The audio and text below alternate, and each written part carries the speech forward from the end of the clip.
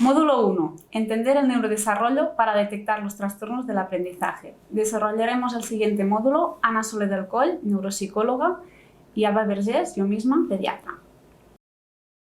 El neurodesarrollo es un proceso complejo en el que el sistema nervioso central, con el cerebro como órgano principal, madura, crece y adquiere funciones. Estos cambios se traducen en cambios a nivel anatómico, a nivel de circuitos, ¿no?, de conexiones neuronales y a nivel funcional. Y los vemos en los niños con habilidades o nuevos hitos del desarrollo que adquieren, ¿no?, o aprendizajes.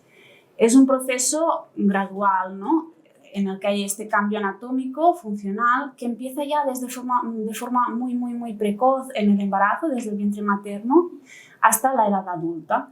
Este proceso nos hace humanos, nos hace diferentes, nos permite adaptarnos al medio y ser autónomos.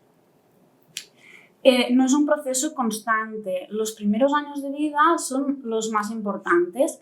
Es donde hay mayor crecimiento del cerebro como órgano y en el que vemos en los niños más cambios y adquisiciones y más autonomía cada vez. Es también el periodo de mayor vulnerabilidad, por eso sufrir una enfermedad grave como por ejemplo una meningitis o tener un déficit sensorial como por ejemplo sordera o ceguera puede repercutir mucho en la adquisición de estas habilidades. Y, por ejemplo, hemos puesto la imagen de las neuronas en las que vemos, ¿no?, como esta imagen es de microscopía electrónica y se ven como cada vez hay más conexiones, es como una red cada vez más compleja. En este proceso complejo hay unos periodos muy importantes que se llaman periodos críticos del desarrollo, periodos ventana o ventana de oportunidad, en la que un aprendizaje o una habilidad se adquiere de la forma más eficaz posible. Es el circuito neuronal más rápido y más ágil. Estos periodos ¿no?, son franjas relativamente precoces y cortas, sobre todo para los sentidos, como por ejemplo vista y oído, también para lenguaje y para otras funciones superiores, como por ejemplo, ¿no?, la curva que veis en la imagen en color rojo, se alargan hasta la edad casi adulta. Hay mucha diversidad, la neurodiversidad en la población, en todos los niños. No todos adquieren un aprendizaje o una habilidad en un momento dado, sino que hay un margen en el que es normal desarrollar esta habilidad. Nos pasa que en este periodo ventana el cerebro tiene capacidad de adaptarse a estos cambios. Esto es la plasticidad, ¿no? Y por eso es fundamental intervenir de forma precoz en este periodo ventana, ¿no?, en este periodo en el que el cerebro está realizando estos circuitos, porque intervenir en este punto puede hacer que el circuito sea lo más similar a cuando hay una dificultad a el desarrollo normal o que consideramos normal. En cambio, no intervenir hace que fuera de estos periodos ventana o críticos de neurodesarrollo, lograr un aprendizaje o habilidad sea mucho más difícil, más costoso, requiera más tiempo y nunca será tan efectivo como el aprendizaje producido en este periodo. Por eso radica la importancia, ¿no?, en las dificultades de los aprendizajes, intervenir en este periodo ventana en el que hay plasticidad, en el que podemos asimilar el circuito neuronal al de, por ejemplo, en las dificultades de la lectura, me avanzo un poco, ¿no?, al normolector, nos permite que lo que hagamos es una reeducación. En cambio, intervenir pasado este periodo ventana hará que lo que podamos hacer ya sean adaptaciones curriculares, adaptaciones metodológicas y no tanto reeducar la lectura. Y esto será, ¿no?, muy distinta al tipo de intervención que se realizará una vez ya ha pasado este periodo ventana. En el neurodesarrollo tenemos varias áreas, ¿no? En esta gráfica vemos en las distintas redondas todas las áreas de neurodesarrollo que valoramos: la comunicación, la inteligencia, la interacción social, los aprendizajes como más específicos, la motricidad y la atención. Una dificultad en una de estas áreas, ¿no?, nos traducirá a un trastorno en neurodesarrollo específico, y luego ya lo acabaremos de desarrollar. Pero un poco la idea de que hay varias áreas y son las que valoraremos cuando nos planteemos dónde tiene dificultades ese niño en concreto. En el neurodesarrollo no todo es tan separadito como el gráfico anterior, ¿no? No tenemos solo problemas de atención, solo problemas específicos del aprendizaje, solo problemas en la interacción social o solo problemas en la motricidad, sino que lo que nosotros separamos para clasificar y para poderlo entender, en el cerebro está todo junto, los circuitos son muy, muy próximos, las áreas cerebrales que intervienen son muy, muy, muy próximas. Esto hace que lo habitual sea que se den no una afectación solo en una área, sino que muchas veces vemos más de una área del neurodesarrollo afectada a la vez. Esto es, ¿no? El hecho de que haya un trastorno, una dificultad en más de una área a la vez, se llama comorbilidad, y en el neurodesarrollo es la norma. Es difícil encontrar una alteración pura, no es muy frecuente, por ejemplo, porque es lo más prevalente en un niño con dificultades en la lectura, que también puede haber más dificultades en mantener la atención.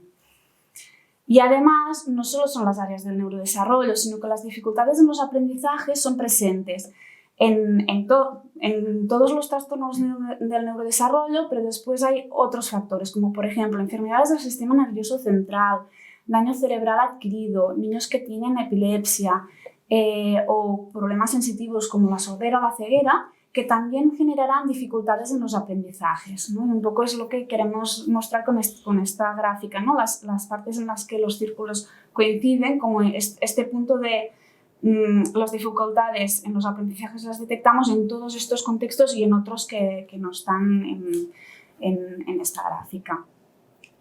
Y un poco en este punto queríamos remarcar todos los falsos mitos y frases que a veces decimos, ¿no? Desde la escuela o desde la consulta de pediatría, tanto enfermeras como pediatras, y que no tienen un rigor científico detrás y que además pues, generan un daño en la autoestima de los niños, ¿no? Por ejemplo, ya madurará, aún no es pequeño, es de final de año. Todo esto puede hacer que retrasemos una intervención de forma precoz que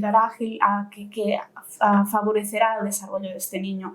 También tener claro que no hace falta siempre tener un diagnóstico para poder intervenir, y que intervenir de forma precoz no genera ninguna secuela ni tiene ningún efecto secundario adverso, sino todo lo contrario. Si intervenimos y al final no hay un trastorno, ese niño no le hace ningún daño haber hecho una intervención, y al contrario sí que genera consecuencias que pueden ser graves. ¿No? El típico, ¿no? Culpar al niño por su interés. Cuando le interesa sí que lo hace bien. Pues los niños lo quieren hacer siempre bien, ¿no? El aprendizaje surge de la interacción del cerebro con el ambiente, y los niños quieren hacerlo bien. Lo que pasa es que cuando se frustran, lo intentan, ven que no logran lo mismo que sus compañeros. Muchas veces empieza a haber un tema ya conductual detrás, secundario a todo lo que están sufriendo por el hecho de no lograr lo mismo que sus compañeros. Si quiere, puede hacer más, es capaz de más, se tiene que esforzar, pues un poco en la misma línea. Todo esto lo tenemos que evitar, porque no es que el niño no se quiera esforzar, probablemente está haciendo un esfuerzo titánico para llegar donde sus compañeros llegan sin ninguna dificultad. Después también, ¿no? El mito de tiene dificultades para la lectura, a lo mejor hay un problema visual, tiene que hacer alguna terapia, ¿por qué no lo llevas a la óptica? Hay mucha literatura científica detrás, y se ha estudiado muchísimo que las anomalías a nivel óptico no tienen ninguna evidencia científica de que mejoren ni la velocidad lectora ni el aprendizaje de la lectoescritura, ¿no? Y todas estas terapias visuales no tienen ninguna evidencia científica y gastan recursos tanto económicos como el tiempo y este periodo ventana en el que podemos intervenir, ¿no? Y generando mucha frustración a las familias.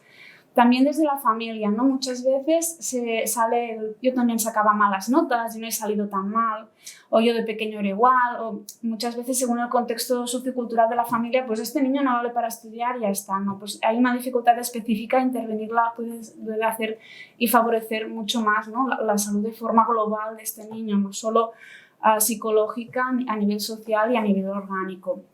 También, ¿no?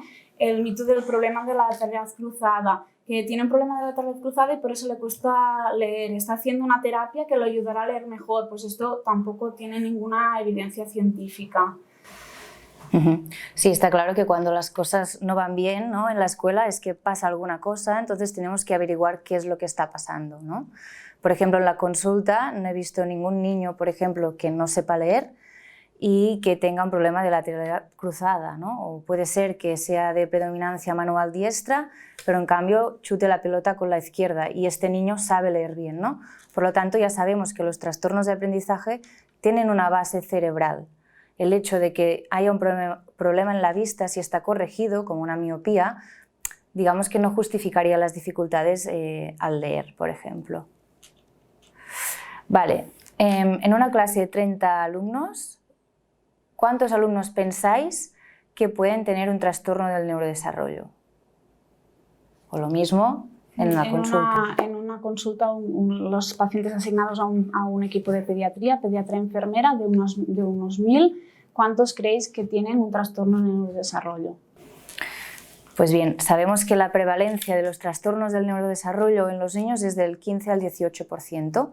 Por lo tanto, en una clase de 30 niños habrá unos 5 o 6 que tienen un tipo de trastorno del neurodesarrollo. Por lo tanto, seguro que en alguna de las aulas que tenéis o alguno de los pacientes habrá algún trastorno del neurodesarrollo y se tendrá que averiguar qué es lo que está pasando, porque probablemente tendrán algunas dificultades a nivel escolar. De los trastornos del neurodesarrollo, los más prevalentes son el TDAH y la dislexia juntos, lo que decía la compañera Alba, cuando los dos se dan en el mismo tiempo, el TDAH y la dislexia. Y seguido de la prevalencia del TDAH o los trastornos de atención.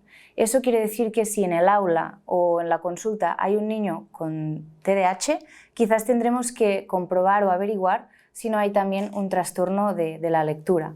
O al revés, si hay un niño con trastornos o dificultades en la lectura, quizás nos tendremos que plantear o averiguar si hay algún tipo de problema en las funciones atencionales. Esto también es un ejemplo de la consulta en la que se han cogido 440 niños y se ha mirado cuál era el diagnóstico que tenían y efectivamente la mayoría de los niños tenían un trastorno de dislexia más TDAH. Entonces, de los trastornos más prevalentes del aprendizaje está la dislexia, que su prevalencia está entre el 4 y el 8%, la discalculia, que es el trastorno específico del cálculo, está alrededor del 3,5 y 6,5%, el déficit de atención o el TDAH que está en el 3 o el 6%, el autismo, el 1%, y el trastorno específico del lenguaje o el trastorno del desarrollo del lenguaje en un 7%. Estos son datos a nivel internacional y que se cumplen también en nuestro país. Entonces, de los trastornos del neurodesarrollo, un 10 o un 15% de toda la población infantil tienen un trastorno específico del aprendizaje, es decir, dislexia, discalculia, TDAH o TDL. En una aula de 30 niños, 4 o 5 niños podrían estar teniendo este trastorno. Por lo tanto, como maestros, si en el aula hay algún niño que tiene dificultades para leer, para adquirir el cálculo, quizás tenemos que pensar que hay algún tipo de trastorno detrás de eso. Si miramos las causas principales de limitaciones en las actividades cotidianas en los niños, si nos remontamos a hace 30 años, veremos que son las enfermedades respiratorias las que causaban mayor impacto en el día a día de los niños, ¿no?, en la calidad de vida. Sin embargo, más recientemente, los problemas o las dificultades o los trastornos que están detrás de las limitaciones en los niños son los problemas del lenguaje, las dificultades de los aprendizajes y el TDAH. Por lo tanto, es un problema de mucha relevancia y que tenemos que tener en cuenta para intervenir y para detectar de forma precoz. Lo más frecuente, como os comentábamos, es la discalculia y la dislexia junto con el TDAH y también el trastorno del desarrollo del lenguaje. Sin embargo, hay otros trastornos que también pueden afectar o se pueden dar de forma conjunta, como son los trastornos de la motricidad, el trastorno del desarrollo de la coordinación, la dispraxia, la disgrafía, muchas veces también se dan en estos contextos. Hay otros trastornos quizás menos o peor delimitados, que son el tempo cognitivo lento, que es cuando los niños tienen una velocidad de trabajo más lenta, o otros tipos de trastornos más de tipo visoespaciales, como el TAM, quizás os suena, el trastorno de aprendizaje no verbal, pero son mucho menos prevalentes y mucho más complejos de diagnosticar también. Entonces, en un servicio de neuropediatría o de trastornos del neurodesarrollo, si nos fijamos en qué edades consultan, veremos que la mayoría de niños, por suerte, o la mitad de ellos, consultan antes de los 5 años. Esto es muy buena noticia porque quiere decir que estamos en los periodos ventana que decía Alba. Sin embargo, hay casi un 40% de niños que siguen consultando entre los 6 y los 8 años, que esto ya sería una edad en la que es más difícil intervenir en el déficit específico, y un 9% que consultan más grandes de los 8 años. Por lo tanto, si desde la escuela o desde la pediatría podemos detectar las dificultades, podremos también intervenir antes. Ya que hablamos de trastornos del aprendizaje, vamos a centrarnos un momento en lo que es el aprendizaje, ¿no? El aprendizaje es la adquisición de nuevos conocimientos y se da gracias a la interacción entre el cerebro y el entorno o el ambiente, ¿no? En el cerebro hay una especie de conexiones cerebrales que nos permiten recibir y procesar la información. Por ejemplo, la habilidad de cantar o la habilidad del dibujo, la habilidad de escribir o del cálculo, todo esto son aprendizajes. Entonces, el éxito o el resultado de estos aprendizajes depende en parte de unas habilidades innatas que tenemos. Estas habilidades se pueden modular con el entorno. Sin embargo, no podemos pretender que una habilidad, que también puede ser dishabilidad, aunque la practiquemos, seamos después muy excelentes en aquella habilidad. Por ejemplo, en esta imagen veis un dibujo que no es que esté muy bien, pero podemos mejorarlo, ¿no? Aunque si vamos mejorando quizás no llegaremos a hacer esta pintura que veis aquí, que en este caso es una pintura de Monet, ¿no? Monet probablemente tenía la habilidad del dibujo que no tengo, por ejemplo, yo misma o muchos de los niños, ¿no? Entonces, para cualquier aprendizaje partimos de una habilidad innata. En esta habilidad se instruye un aprendizaje y a medida que vamos practicando, este aprendizaje se va automatizando y esto es lo que llamamos aprendizaje normal. ¿Qué pasa a los niños que tienen un trastorno del aprendizaje? Pues que tienen una dificultad en esta habilidad innata que por más que nosotros instruimos y los practiquen, pues les va a costar esta automatización. Necesitarán, por lo tanto, muchas más repeticiones y más esfuerzo que el resto de los niños para adquirir un aprendizaje normal. Para que os hagáis una idea, si nosotros empezamos a conducir, tenemos la habilidad innata pues, de la vista, de mover los brazos, y a medida que nos van instruyendo a girar el volante, a cambiar de marcha, vamos practicando y ya no tenemos que pensar tanto qué es lo que estamos haciendo, porque hemos automatizado el proceso de conducir. Esto es lo mismo que pasa con la lectura. Al principio tenemos que ir descodificando letra a letra, pero al final ya leemos y no nos damos cuenta, ¿no? Pues lo mismo con cualquier aprendizaje. En cualquier aprendizaje, en la habilidad o el aprendizaje de cantar, las personas nos situamos en una curva de normalidad en la que la mayoría de la gente lo hacemos más o menos bien, pero hay una cantidad de gente pequeña que lo hace muy bien y una cantidad de gente pequeña que lo hace bastante mal, ¿no? Por ejemplo, la habilidad de cantar, cantamos todos más o menos bien, pero hay quienes cantan muy bien y quienes cantan bastante mal, ¿no? Entonces, los que cantan muy bien, con poco esfuerzo, tienen muy buen resultado. En cambio, los que no cantan tanto bien, si quieren hacerlo mejor, tendrán que poner mucho esfuerzo y, sin embargo, el resultado no será del todo bueno. Pues esto pasa también con la lectura, con el cálculo, con el lenguaje, con el relacionarnos con los otros, que también es un aprendizaje. Los trastornos del aprendizaje se situarían en esta franja en la que las personas tienen una dificultad y siempre necesitarán más tiempo y más esfuerzo para tener un resultado aceptable y requerirán más instrucción y de forma más explícita. Tendrán que tener una ayuda para favorecer y compensar estas dificultades y tendrán que destinar más esfuerzo que el resto de las personas. Entonces, si os fijáis en esta gráfica, en color azul, hay las exigencias que van aumentando a medida que van avanzando los cursos. En rojo tenemos lo que se espera de un niño, que a medida que van aumentando las exigencias y los cursos, también va aprendiendo más. Sin embargo, en color amarillo tenemos el niño con trastornos del aprendizaje. Aunque van aumentando las exigencias y él va mejorando un poquito, no llega a las exigencias que son esperadas. Entonces, el pronóstico es muy variable también en función de la gravedad de estas dificultades y si hay otros trastornos comórbidos. Pero si os fijáis, si intervenimos en el momento de periodos ventana, en el momento precoz, veremos que esta flecha amarilla se puede subir un poquito con la intervención. Entonces encontraremos que este niño con dificultades, esta niña, puede estar más próximo a las exigencias y esto por tanto también repercutirá en su autoestima. Por tanto, el diagnóstico precoz, no tan solo de un trastorno sino de las dificultades y un tratamiento adecuado, influye de forma directa en una buena evolución. Vale, cuando hablamos de trastornos del aprendizaje hay toda una serie de manifestaciones que podemos ver, que llamamos manifestaciones clínicas, pero también hay una especie de dificultades o disfunciones que no podemos ver, ¿no? Que son la disfunción cognitiva. Todo trastorno del aprendizaje tiene una base neurobiológica y cerebral. Hay una disfunción familiar y hay otros trastornos que pueden estar presentes. Entonces, desde la escuela, desde la consulta de pediatría, cualquier personal sanitario puede ver esas manifestaciones clínicas y esto es muy importante a la hora de iniciar el proceso de diagnóstico, ¿no? Sin embargo, la parte de debajo de este iceberg somos los profesionales expertos en el tema que podemos detectarlo, analizarlo y llevar a cabo las intervenciones específicas.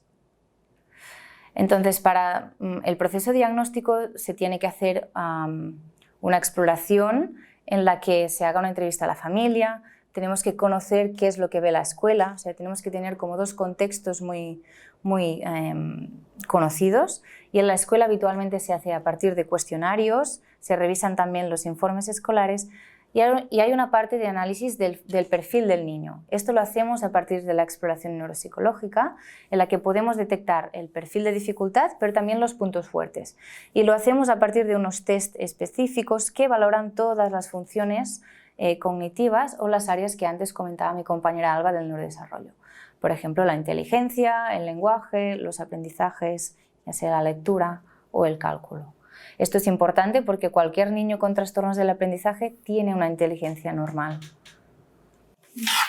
Remarcar un poco de la diapositiva anterior de mi compañera, que la información de la escuela, como he dicho, es a través de cuestionarios, a través de las notas. Por lo tanto, hay mucha importancia en lo que ponen todos los profesores y maestros en las observaciones que se hacen sobre cómo es la conducta o dónde se detectan dificultades.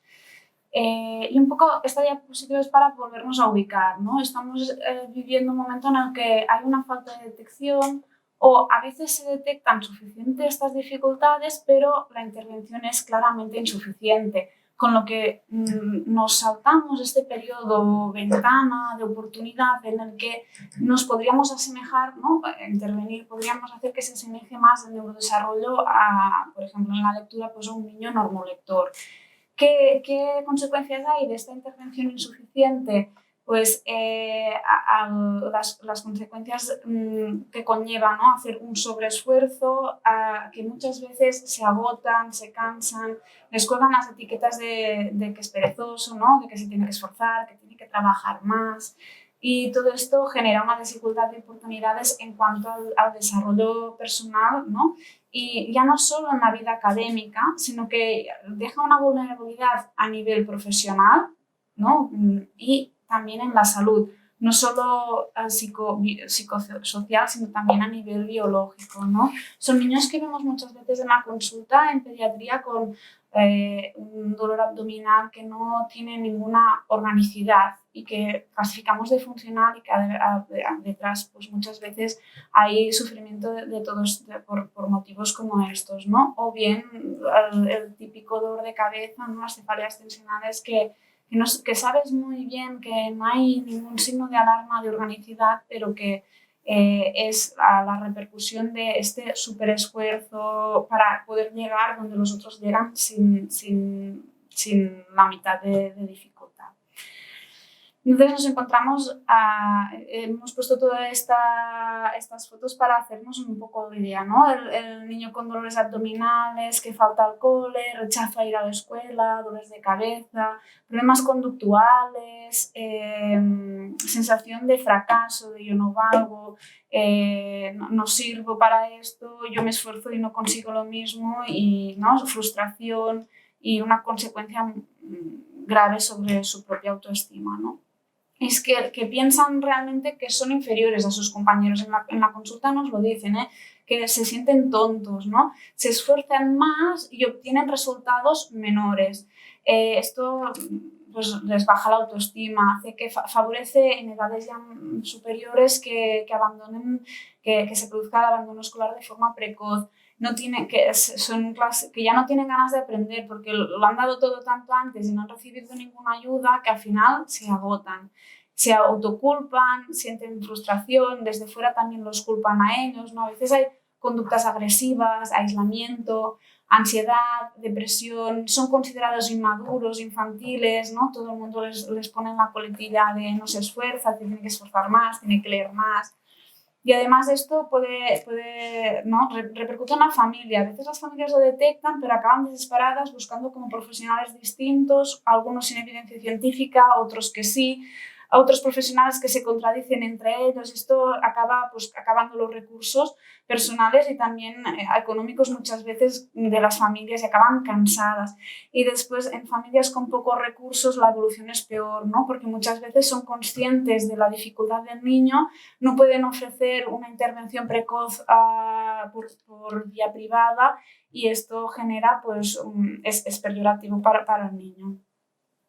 ¿Y qué consecuencias? ¿No? Pues el abandono escolar precoz, no tener acceso a estudios superiores, por lo cual tampoco tendrán acceso a trabajos cualificados, menor acceso a recursos culturales, menor acceso a certificaciones que requieran exámenes escritos, por ejemplo, el permiso de conducir o hacer oposiciones, mayor incidencia de problemas y alteraciones psicológicas graves y consecuencias emocionales, ¿no? Ansiedad, fobias, depresión, niños negativistas, desafiantes, incluso más riesgo de abuso de sustancias, de tóxicos, ¿no?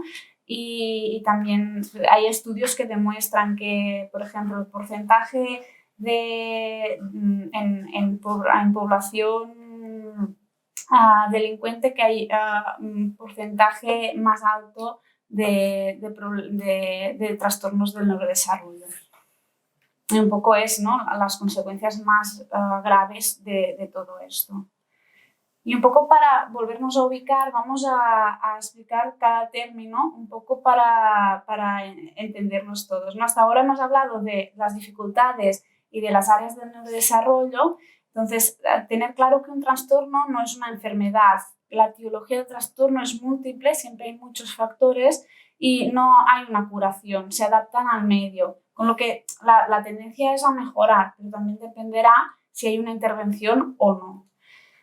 Los trastornos del neurodesarrollo son esos trastornos que son un grupo heterogéneo, ¿no?, que será la afectación o las dificultades en cada área concreta de las que hemos presentado anteriormente y que dificultan la adaptación al medio considerado por nosotros como normal.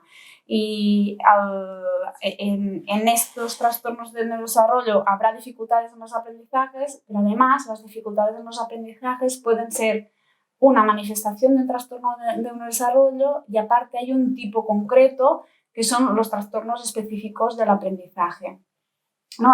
Por ese motivo, cuando hablamos de trastornos del neurodesarrollo, también nos referimos a los trastornos del aprendizaje, pero de una forma global. Y después remarcar, ¿no?, que el fracaso escolar es un indicador español que tiene una connotación negativa, ¿no? Es un término peyorativo para los niños sin equivalencia en las estadísticas internacionales y se tiende a la sustitución por el abandonamiento escolar precoz, que es el término más utilizado a nivel de estudios y estadísticas a nivel internacional o por el Eurostat, ¿no? Entonces haremos un esfuerzo para cambiar la terminología y hablar más de abandonamiento escolar precoz. Vale, cuando nos referimos a los trastornos del aprendizaje, siempre tenemos que pensar que es una dificultad inesperada. ¿Por qué es inesperada? Pues porque hay una instrucción convencional en la escuela, hay una inteligencia normal y hay unas oportunidades socioculturales adecuadas, por eso es inesperada. Esta dificultad además es específica de un aprendizaje, puede ser la lectura, la escritura o el cálculo, y persiste para la adquisición de un aprendizaje. Siempre les va a costar leer, siempre les va a costar el cálculo o siempre les va a costar relacionarse, por ejemplo. Entonces, hay un perfil heterogéneo de trastornos, porque dependerá de la severidad de este trastorno, puede ser que sea una dislexia más o menos grave. También dependerá del cociente intelectual del niño, puede ser que tenga un cociente intelectual superior o puede ser que tenga un cociente intelectual pues, normal bajo, y esos son recursos que van a ayudar al niño a superar las dificultades que se vaya encontrando. También dependerá del nivel sociocultural, de si la familia tiene más o menos recursos económicos, sobre todo para permitirse una intervención privada, y también de aspectos genéticos de la propia familia y evidentemente también de la comorbilidad, si existe o no otro trastorno, o más de un trastorno, perdón. ¿Qué nos dicen los padres cuando detectan algún tipo de dificultad a nivel académico? Pues, por ejemplo, nos pueden decir en estas burbujitas que veis aquí, es consciente de sus dificultades y esto está repercutiendo en su autoestima, ¿no? Está triste, no tiene ganas, no quiere ir al colegio, incluso puede llorar antes de ir al colegio. Es un niño inteligente y por eso no entienden por qué le cuesta tanto un aprendizaje. Algunos padres dicen que les recuerdan a ellos mismos de pequeños y esto es así porque la mayoría de trastornos del aprendizaje tienen una base genética, es decir, puede ser que los padres tengan el trastorno, a veces no lo saben y lo descubren cuando consultan por sus hijos o hijas, puede ser que un hermano también tenga las mismas dificultades o puede ser también que algún primo o prima.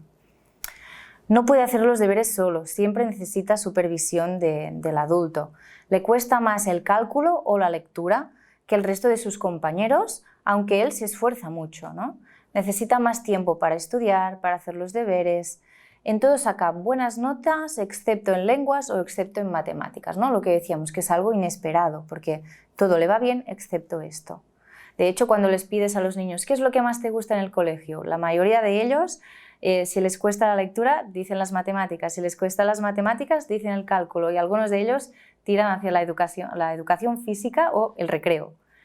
Entonces, también se les tiene que repetir mucho más las consignas o las instrucciones en casa, interrumpen frecuentemente los deberes y tienen que dedicar pues, mucho tiempo al estudio.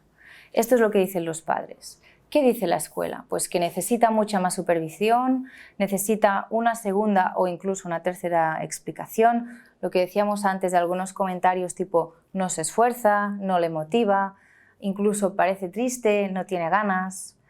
Ven que es un chico o una chica inteligente pero les cuesta mucho el aprendizaje. Su rendimiento está por debajo de sus posibilidades, esto también es algo que refieren mucho los profesores. Tiene que terminar los deberes en casa porque no tiene tiempo en el cole, le cuesta relacionarse con otros niños, a su hermano o su hermana también les pasaba, ¿no? A veces que hay más de un hermano que va en la misma escuela, pues los profesores, si han tenido el mismo hermano, ven que quizás está teniendo el mismo problema que el hermano o la hermana. Y sobre todo que se cansa mucho, probablemente porque tiene que hacer mayor esfuerzo. Entonces, vamos ahora a ver comentarios más concretos de diferentes trastornos. ¿En qué pensaríais, delante de las burbujas que vais a ver ahora, en qué tipo de trastorno del neurodesarrollo pensaríais? Se frustra cuando ve que no aprende como los demás y su autoestima se resiente. Para hacer las tareas escolares necesita mucha supervisión y más instrucción. Cuando está muy motivado o cuando ya está agotando el tiempo es capaz de hacer las cosas bien. Cuando se pelea es impulsivo y puede hacer empujones, puede pegar a los compañeros. Sin embargo, cuando se le riñe o se le hace un toque de atención, le sabe mal haberlo hecho mal, ¿no? Se distrae con facilidad, hay que estarle encima siempre para que vaya cumpliendo las consignas. Los hábitos cuestan mucho en casa, ¿no? Necesita más repetición y se distrae y pierde la noción del tiempo. A veces incluso habla de forma desorganizada, que los padres pueden pensar que hay algún problema de lenguaje, ¿no? Sin embargo, es simplemente que a la hora de hablar, como tienen muchas ideas en la cabeza, pues van mezclando y no organizan bien este discurso. ¿Qué nos dice en la escuela? Pues creen que es capaz de más, a menudo se distrae, es olvidadizo, le cuesta terminar las tareas, es muy inflexible, le cuesta ser ordenado con sus cosas, solo se concentra con aquello que le interesa, se distrae hablando con los compañeros y por tanto también distrae el resto de compañeros, se muestra muy movido e inquieto en clase, se le tienen que repetir mucho las explicaciones y se frustra fácilmente. ¿Dónde vemos nosotros esto que refieren los profesores? Pues en los cuestionarios que tiene que responder la escuela, pero también en los informes escolares que antes comentaba Alba. Entonces, ¿en qué trastorno podríais estar pensando? Pues bien, se trata de un niño con TDAH, en este caso sería un niño de primero de primaria, y tenéis que pensar que el TDAH es un trastorno muy complejo, hay muchas áreas cerebrales implicadas, que se manifiesta como una discapacidad invisible, ¿no? Hay muchas cosas de las que no vemos, solo vemos la impulsividad, la inatención, pero debajo hay muchas cosas que también tendremos que detectar, como puede ser baja autoestima, problemas de estrés familiar, que ahora vamos a hablar en más detalle. Entonces, ¿qué es lo que podéis ver en una aula o en una consulta de pediatría? Pues que hay síntomas de hiperactividad, de inatención y de impulsividad. ¿Qué es lo que hay detrás de todo esto, por debajo de todo esto? Pues trastornos similares en la familia, estrés secundario, otros trastornos como la dislexia, la discalculia, el TDL, el autismo e incluso otros trastornos más de tipo afectivo como ansiedad o depresión. Y hay una alteración cerebral que en este caso se da en la zona frontal del cerebro y afecta a las funciones ejecutivas. Las funciones ejecutivas son las que llamamos nuestro director de orquesta, que nos permiten planificar, organizarnos y llevar a cabo las tareas que tenemos que hacer. También tener en cuenta que cualquier trastorno del aprendizaje y también el TDAH tiene, sus manifestaciones tienen una evolución. No serán las mismas en infantil que en el adulto, van variando, están siempre pero van variando. Por ejemplo, en el niño pequeño en TDAH hay mucho problema de conducta, sin embargo en primario vemos más ya problemas relacionados con la escuela, bajas autoestimas, problemas con la relación con los iguales. En secundaria podemos hablar ya también de inicio de consumo de tóxicos, accidentes, problemas legales, también el abandono escolar precoz, conductas de riesgo. Entonces, si hay una detección en el infantil o en primaria, también el abordaje precoz prevendrá estas futuras dificultades que aquí se están describiendo, ¿no? Vamos a cambiar a ¿en qué pensaríais ahora con estas quejas de la familia y de la escuela? ¿En qué trastorno del neurodesarrollo pensáis? De pequeño tuvo un retraso del lenguaje y le costó pronunciar algún sonido. Aunque preparamos los dictados en casa, en la escuela comete muchas faltas. Le cuesta asociar los grafemas con los fonemas. Se pone muy nervioso cuando tiene que leer delante de toda la clase y lo pasa muy mal. Le cuestan las rimas o la conciencia fonológica en general, ¿no? Discriminar los diferentes sonidos del lenguaje le cuesta mucho. No le gusta leer y no tiene hábito lector, ¿no? Muchos padres dicen es que no lo entendemos porque en casa todos leemos, pero sin embargo él o ella no quiere leer, ¿no? Le costó mucho aprender el nombre de los colores, aprender los días de la semana y los meses del año. Y habla también de forma a veces como desorganizada o tiene dificultades para encontrar la palabra que quiere decir. Eso es lo que ven los padres. ¿Qué ve en la escuela? Pues le va muy bien el cálculo, pero en cambio le cuesta mucho las lenguas. Se frustra muy fácilmente cuando ve que le cuesta leer, ¿no? No hay forma de que aprenda las tablas de multiplicar. Le cuesta mucho, mucho ponerse a escribir. Sigue cometiendo muchas faltas de ortografía, aunque las estamos trabajando en clase y el resto de compañeros o compañeras las están adquiriendo sin dificultades. Comete muchos errores al leer, va muy lento y además se cansa mucho. Le cuesta también comprender algunos enunciados en los problemas de matemáticas, sin embargo las operaciones no tiene problemas de resolverlas. Y le cuesta mucho también el trazo de algunas grafías. Pues bien, este trastorno seguramente estáis pensando en una dislexia, pues efectivamente se trata de una dislexia. Es una dificultad específica de aprendizaje con un origen neurobiológico o cerebral que se caracteriza por una dificultad de reconocer las palabras de forma precisa y fluida y que conlleva a una dificultad en la ortografía. Es una consecuencia de un déficit del componente fonológico del lenguaje y se presenta de manera inesperada porque es un niño con una inteligencia normal. Se presenta a pesar de una instrucción adecuada y puede afectar la comprensión lectora y también la adquisición de vocabulario. Si nos remontamos un poco atrás, cuando los padres decían que les costaba los colores o incluso que no sabía aprender los días de la semana, esto es porque los niños con dislexia tienen dificultades para automatizar las secuencias verbales. Y cuando decimos que hay problemas del retraso del lenguaje, también es muy frecuente que en niños con dislexia hayan tenido dificultades para adquirir el lenguaje, aunque se hayan ido resolviendo o ahora el niño o niña tenga un lenguaje totalmente normal. Entonces, en el caso de la dislexia vemos dificultades de la correspondencia grafema-fonema, una lectura lenta, con errores ortográficos y dificultad de conciencia fonológica, pero detrás de esto hay quizás un padre o una madre con dislexia, hay otros trastornos asociados y hay una alteración cerebral, en concreto del hemisferio izquierdo del cerebro, que es el encargado del lenguaje. Vamos a proseguir con otro trastorno. Sí, ahora os presentaremos otro niño y veréis lo que nos cuentan, tanto familia como escuela, y a ver en qué trastorno del neurodesarrollo pensáis. Los padres nos dicen que de bebé todo fue muy bien, que balbuceaba mucho.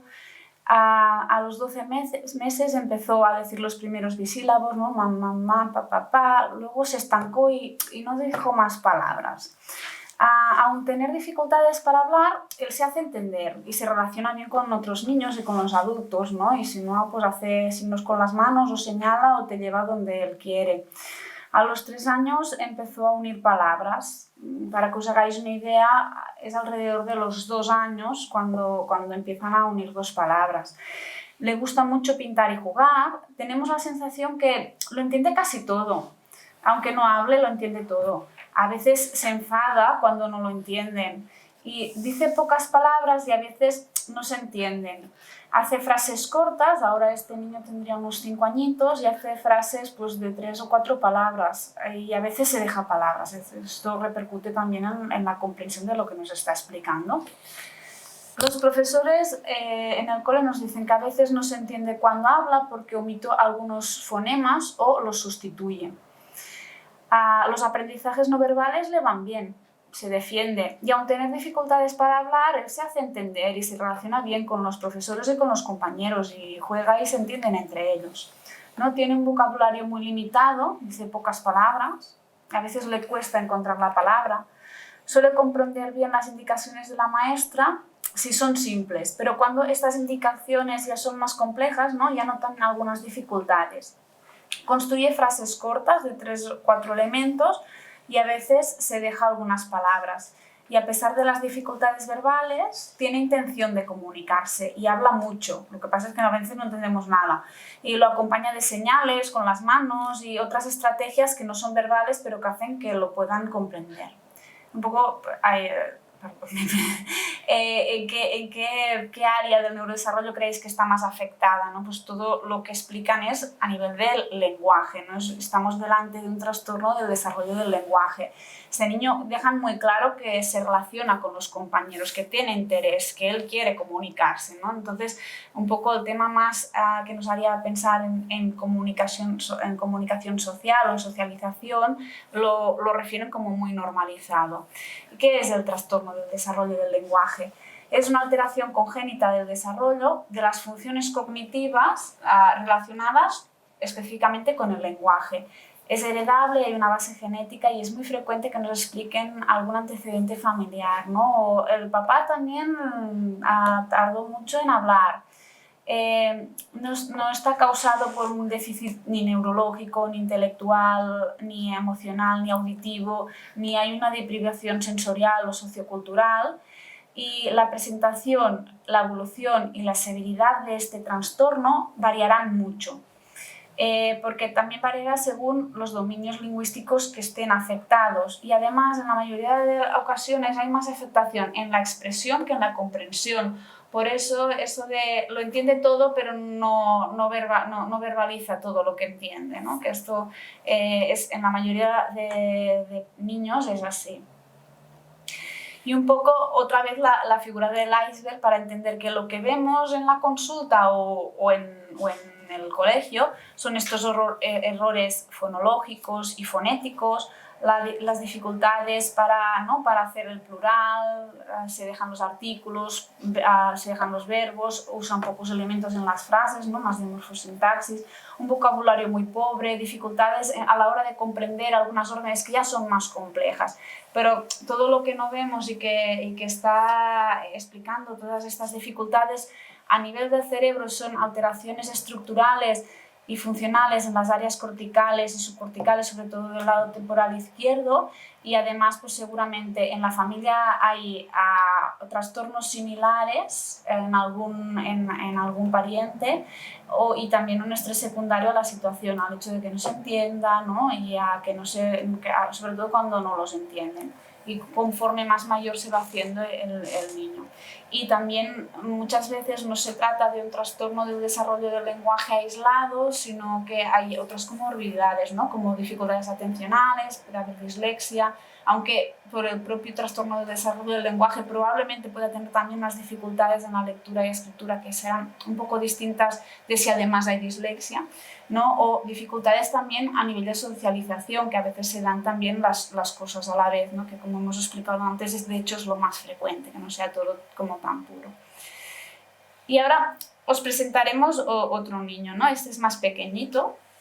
Y a ver en qué trastorno del neurodesarrollo, qué área del desarrollo creéis que está afectada.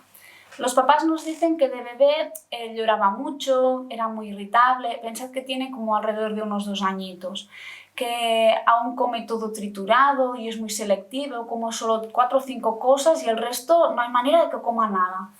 Desde muy pequeño ya notamos que no nos mira y ahora cada vez nos mira menos. Le cuesta dormir, se despierta con mucha frecuencia. A los 9 meses le enseñábamos un juguetito y no lo miraba, lo que le enseñábamos. Es muy distinto a nuestro otro hermano, a nuestro otro hijo, en caso de que tenga un hermano. Le molestan algunos ruidos. A los 12 meses no señala, no se gira cuando lo llamamos, no dice adiós por la calle con la manita.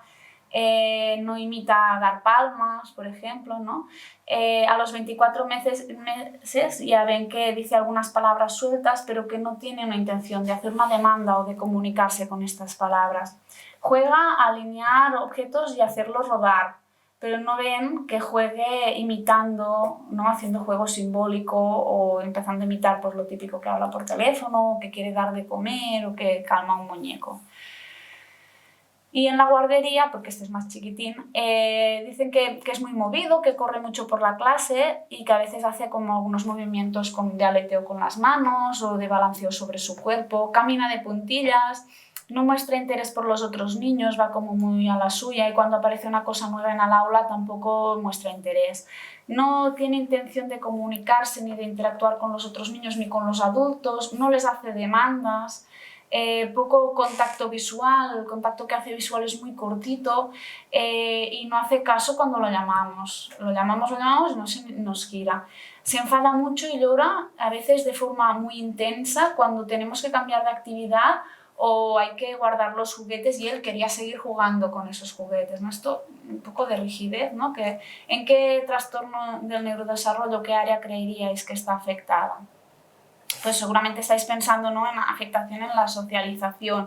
Y es que estamos explicando a un niño con un trastorno del aspecto del autismo. Es un trastorno del neurodesarrollo presente desde la primera infancia. Según la gravedad, se puede a veces detectar un poco más tarde, ¿no? Y es multifactorial, aunque tiene una base genética, alrededor del 70% de casos hay genes implicados. La alteración la alteración principal de los niños con TEA es en la comunicación social. Pero también vemos intereses restringidos, esta rigidez que explicábamos, ¿no? Y comportamientos repetitivos. Y sensibilidades o intereses sensoriales que son inusuales si comparamos con el resto de la población que consideramos normal. Y este trastorno afecta en la forma en la que se percibe y se entiende el mundo y en cómo interactúan con otras personas. ¿No? Es importante también tener en cuenta el contexto sociocultural de este niño. Es una condición de características heterogéneas, es muy variable, varía la forma en la que se presenta y también la forma en la que evoluciona y además la evolución variará mucho si hay una intervención de forma precoz o no. La detección y la intervención, ¿no? Por eso será esencial para mejorar la evolución, porque permitirá mitigar síntomas, mejorar todo el comportamiento y evitar un efecto cascada. Si tu resto de aprendizajes y de neurodesarrollo ya lo haces sobre una base afectada, o si intervienes de forma precoz y consigues, ¿no?, que algunas cosas más o menos las asimilamos más a la normalidad, el resto de aprendizajes y de desarrollo irá mejor, evidentemente, ¿no? Y la intervención mejora mucho la calidad de vida, tanto del paciente como de su familia, ¿no?, que es donde más radican las dificultades. Y un poco lo mismo, ¿no? En la consulta que vemos, pues la alteración en la comunicación social, ¿no?, o que ves en el colegio, ¿no? Estos niños que no hace caso a los otros niños y no tiene interés para ir con los otros, los intereses restringidos, los comportamientos repetitivos, las hipersensibilidades. Pero detrás de todo esto, a veces puede haber o no otro familiar con este trastorno o otros trastornos, ¿no? A veces vemos pues, un trastorno de desarrollo del lenguaje en un hermano y el otro un trastorno del espectro autista o situaciones similares. Un estrés secundario a la familia por la dificultad, la rigidez, todo el tema conductual sobre todo. Las comorbilidades a las que a veces se asocia el trastorno del espectro autista, ¿no?, que a veces va asociado a una discapacidad intelectual o no. Puede haber también un TDAH, un trastorno específico del desarrollo del lenguaje, y las alteraciones a nivel del cerebro se encuentran a nivel estructural y funcional, sobre todo en áreas corticales. Y un poco aquí, ¿no?, hablamos del diagnóstico. Sí, como os decía antes, ¿no?, para hacer el diagnóstico partimos de la información de la escuela, de la familia, pero es un diagnóstico exclusivamente clínico. No nos basamos simplemente en pruebas estandarizadas o solamente en la información de la escuela o solamente en la información de la familia, sino que se integra toda esta información se interpreta en función de los síntomas, de la repercusión funcional, y se descartan también otros trastornos que pueden estar asociados. No hay ningún test específico para hacer el diagnóstico de un trastorno del aprendizaje, o sea, no hay el test de la dislexia, no hay el test de la discalculia, no hay el test del TDL o el test del autismo, sino que es una interpretación por parte de los expertos de toda la información que vamos sacando de las pruebas, de la familia y de la escuela. Y debe de realizarse por un facultativo con entrenamiento y experiencia. Puede ser un psicólogo, puede ser un psiquiatra, puede ser un pediatra, un neuropediatra, un neuropsicólogo, pero que tenga formación de los diferentes trastornos del neurodesarrollo. Vale, ¿cómo podemos detectar, por ejemplo, el TDAH en la escuela? Pues a partir de la observación que nosotros vamos haciendo, pero existen unas escalas o unos cuestionarios específicos para detectar los síntomas del TDAH, que son la impulsividad, la hiperactividad y la inatención. Este cuestionario en concreto se llama ADHD Rating Scale y que se puede corregir y hacer de forma muy rápida, que habitualmente son las personas expertas que ya lo remiten a la familia para que la escuela lo responda, pero puede ser también la escuela que disponga de estos cuestionarios. Entonces será también muy importante la revisión de los informes escolares, lo que se pone, ¿no? En el caso del TDAH, si vemos recurrentemente que desde hace tiempo todos los diferentes profesores que han atendido al niño pone que no se esfuerza, cuando quiere lo hace, se le tienen que repetir las cosas, que no está motivado, pues esto nos debería de hacer saltar las alarmas para pensar que aquí puede que haya un TDAH, ¿no?, o un déficit de atención. Esto también es muy útil, por ejemplo, en la consulta de pediatría, ¿no?, por parte de la enfermera o del pediatra, de poder revisar estos informes cuando los padres explican que hay todo este tipo de sintomatología que nos puede hacer pensar en TDAH.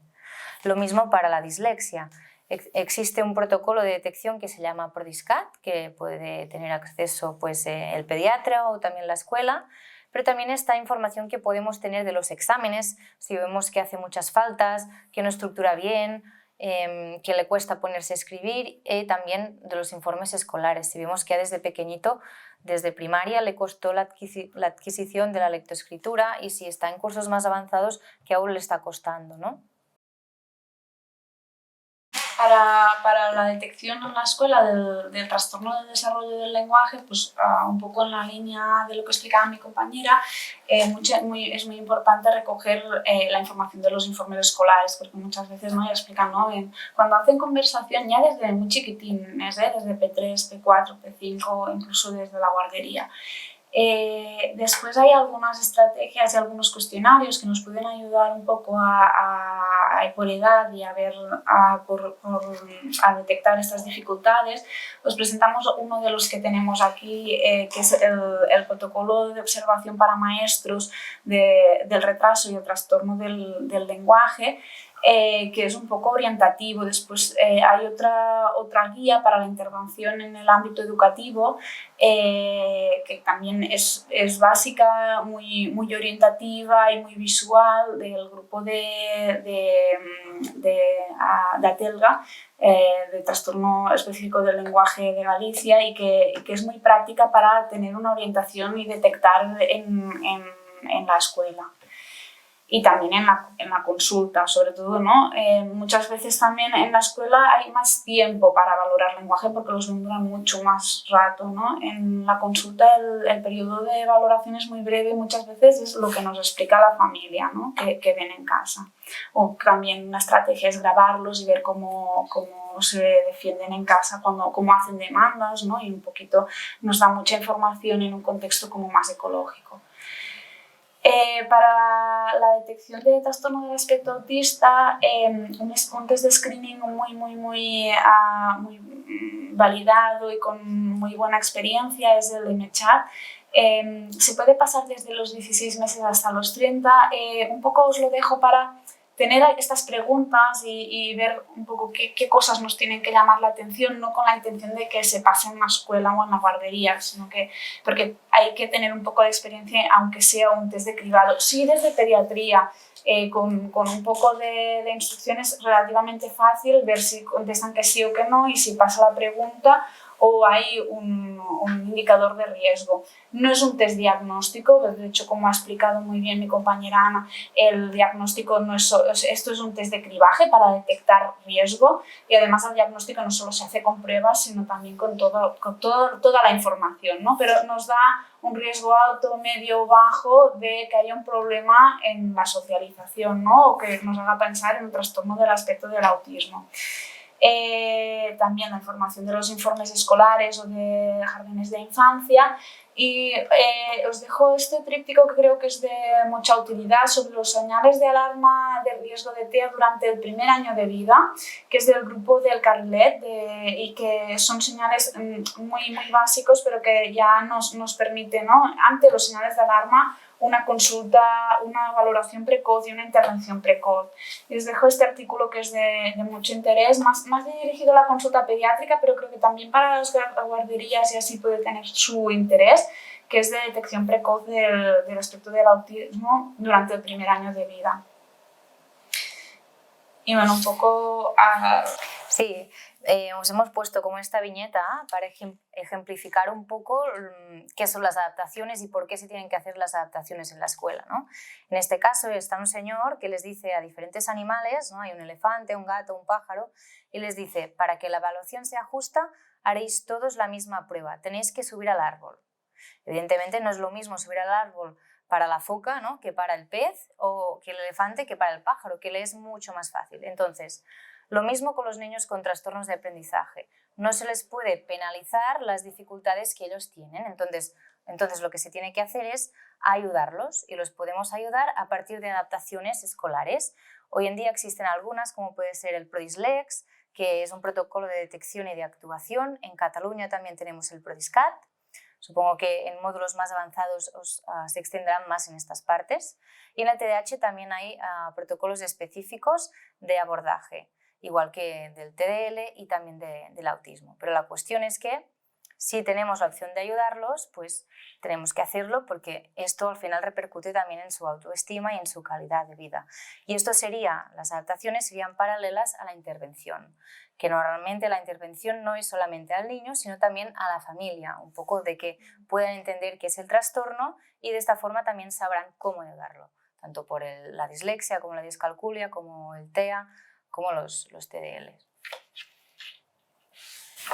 Y esta gráfica la hemos puesto un poco para hacernos la idea de la situación que vive un niño sin ninguna dificultad en los aprendizajes respecto a un niño que tenga dificultades, ¿no? El niño sin dificultades hace sus deberes, tiene un tiempo para el estudio, para sus actividades extraescolares y un tiempo libre, que es bastante amplio.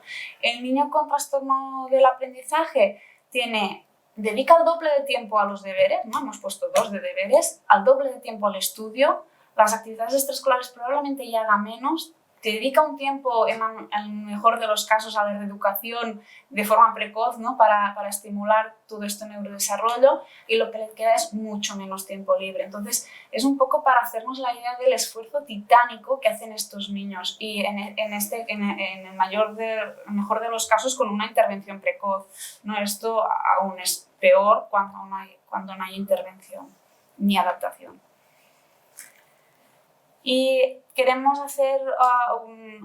remarcar la importancia que tiene la coordinación entre los distintos especialistas y profesionales implicados, ¿no? Se necesita un trabajo en red de todos estos profesionales, tanto maestros como neuropediatras, neuropsicólogas, pediatras, psicólogas, logopedas, pedagogos, psiquiatras con la familia. Y esto es importante para ir, ¿no? Todos a la una, todos veremos una pieza del rompecabezas y entre todos, ¿no? Ir en el mismo camino, hacer la misma intervención, no contraindicar y fomentar este neurodesarrollo lo mejor posible. Claro, porque si no muchas veces nos encontramos en la consulta, ¿no? Que los padres quieren hacer una intervención pero se encuentran que el logopeda les dice una cosa, el pediatra otra, el maestro otra, y entonces se encuentran perdidos y no saben qué es lo que tienen que hacer y entonces no están haciendo nada.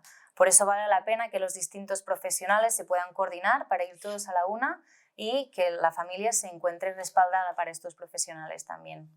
De esta forma, el niño va a avanzar y su autoestima, que muchas veces está afectada, cuando ve que se le ayuda, ya de por sí mejora. Que consigue, ¿no? que avanza. Y también un poco evitar que se caiga en otro tipo de intervenciones que no tengan evidencia científica. Y ya para acabar, ¿no? los mensajes más importantes para llevar a casa, ¿no? Que los trastornos del aprendizaje son prevalentes en la infancia. Hemos hablado y del neurodesarrollo de entre un 15 y un 18%, es mucho, ¿no? Y estos niños los tenemos que detectar, los tenemos que atender. Que todos los profesionales implicados en la atención de los niños somos clave, ¿no? Tanto los equipos de pediatría, enfermeras, pediatras, como en el colegio, profesoras. Todos tenemos, ¿no? nuestro granito de arena para la detección de forma correcta y de forma precoz. La intervención precoz nos permite una mejor evolución y evitar consecuencias graves que se manifiestan en edad infanto-juvenil, pero que no solo son en la infancia, sino que se arrastran toda la vida adulta. Y la intervención a la detección de dificultades, no esperar al diagnóstico, porque perdemos ese periodo ventana del neurodesarrollo, ¿no? Esta ventana de oportunidades que nos favorece, ¿no? Nos da una muy mejor evolución. Y un poco así como la clave, ¿no? Las dificultades del aprendizaje detectadas se tienen que adaptar metodológicamente, intervenir y durante toda la escolaridad y siempre con tratamientos basados en la evidencia científica, ¿no? Evitando gastar recursos y esfuerzo en cosas que solo cansarán más las familias y que no repercutirán positivamente en el desarrollo del niño. O sea, no hay prisa para el diagnóstico, pero sí para la intervención y la detección precoz de las dificultades. Y nada, muchas gracias por estar aquí y por vuestra atención.